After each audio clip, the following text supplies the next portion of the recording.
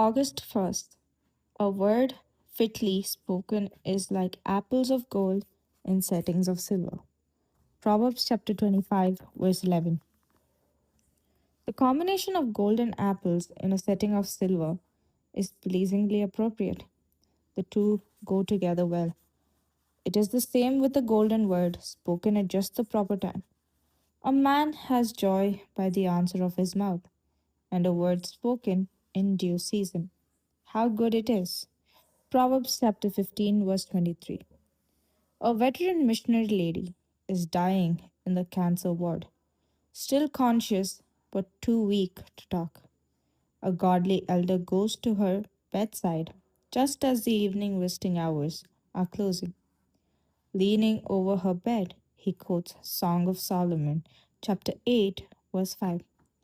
Who is this coming up from the wilderness, leaning upon her beloved? She opens her eyes and smiles. That is her last contact with this sobbing, suffering world. Before dawn breaks, she has left this wilderness, leaning on her beloved. It was just the right word. A family is numb with grief over the loss of a loved one. Friends crowd around with messages of condolence, but none seem to assuage the heartache. Then a letter comes from Dr. H. A. Ironside, quoting Psalm 30, verse 5. Weeping may endure for a night, but joy comes in the morning.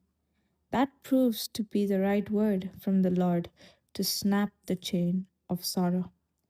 As a group of young Christians are on a long trip, one starts to share some doubts concerning the scriptures, which he has picked up in one of his college courses. After listening for a while, one of the quieter, more forgettable passengers startles the group by quoting Proverbs chapter 19, verse 27 from memory.